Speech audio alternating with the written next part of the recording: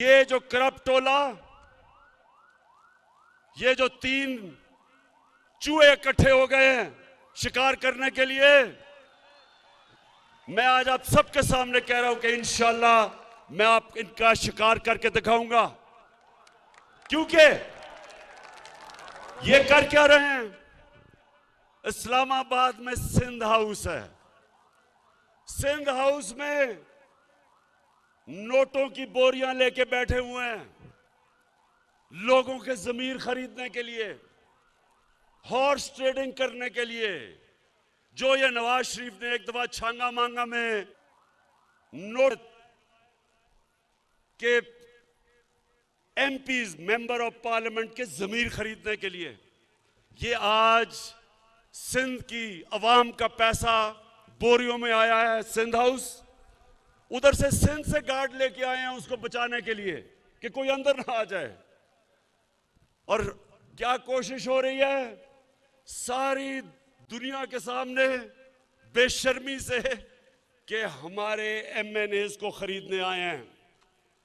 और खरीदने इसलिए आए हैं कि इनको सब डर लगा हुआ है कि इनके करप्शन के केसेस तैयार हैं और अगर इमरान खान थोड़ी देर और रह गया तो इन सब ने जेलों में जाना है। और इन्होंने फैसला किया सब ने कि अगर ये कामयाब हो जाते हैं तो सबसे पहला काम इनका क्या होगा? नैब को खत्म करना, अपने करप्शन के केस खत्म करना। शर्म भी नहीं आती, खुल के कह रहे हैं कि हम आते साथ ही नैब खत्म करेंगे। तो इंशाअल्लाह ये जो आने वाले दिन हैं ये पाकिस्तान की तारीख के फैसला कुन दिन है। इसमें फैसला होगा कि कैसा पाकिस्तान बनेगा। इसमें सब चोर एक तरफ हो गए और इन सब ने मुझे मौका दिया है, जिस तरह मैंने कहा कि इंशाअल्लाह एक गेंद से 3 विकेटें गिरेंगी। स्वाद के लोगों, जरा मुझे अब आपने हाथ उठा के बताना है कि क्या अभी हाथ नीचे करो, अभी मैं बताऊंगा। क्या आप तैयार हैं कि एक गेंद से मैं 3 विकेटें गिराऊं? और ये जो लोग हैं,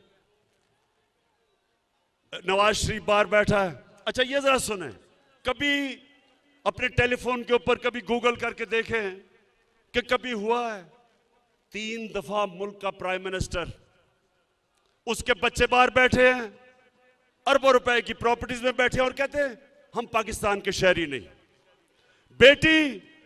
बेटी के नाम में 4 बड़े बड़े लंदन के महंगे इलाके में घर हैं। एक अभी तक रसीद नहीं बता सके कि पैसा किधर से आया, क्योंकि चोरी का पैसा है। उसका जो मुंशी इसहाक डार वो भी बाहर बैठा है, उसके बेटे भी बाहर, अरबोपति सारे। इधर हमारा जो 3 के साथ जो शक्ल नजर आती है सूट पहन के, वो सूट इसलिए पहनता है कि जब वो यूरोपियन को मिलता है या अमेरिकी एम्बेसी से लोगों को मिलता है तो बताता है कि सर मैं भी आप ही की तरह हूं, देखिए मैंने सूट पहना हुआ, मैं अंग्रेजी बोलता हूं। तो शोबाज के आपको पता है मकसूद चपड़ासी कौन है? कौन है मकसूद चपड़ासी? मकसूद चपड़ासी वो है जो शहबाज शरीफ की चपड़ासी बना हुआ था। एक दिन उसको पता चला उसके बैंक में 375 करोड़ रुपया आ गया है और बाकी जो नौकरों के नाम पे 1600 करोड़ रुपया आया।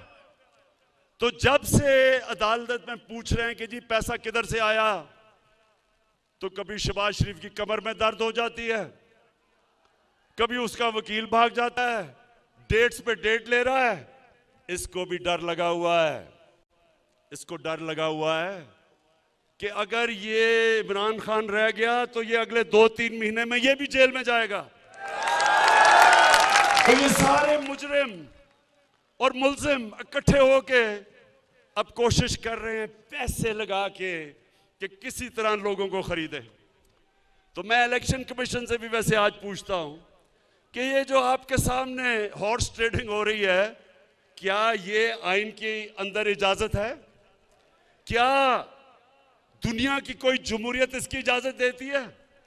क्या कभी बर्तानिया में कभी आपने सुना है, जिधर से हमने जमहूरियत लेके आए हैं, कभी सुना है कि बर्तानिया में इस तरह की हरकत हो? तो इससे क्या साबित होता है?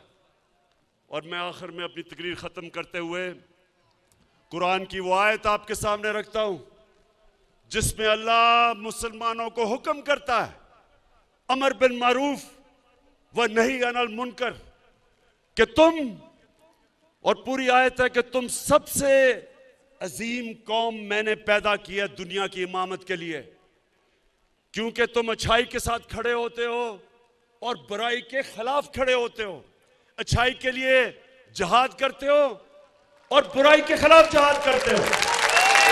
जब ये तमाशा देखते हैं कि चोरी के पैसे से सियासतदानों को खरीदा जा रहा है, 20-20 करोड़ आपने उनके जमीर की कीमत लगा दी है, तो कौम के ऊपर लाजम हो जाता है कि कौम इसके खिलाफ खड़ी हो।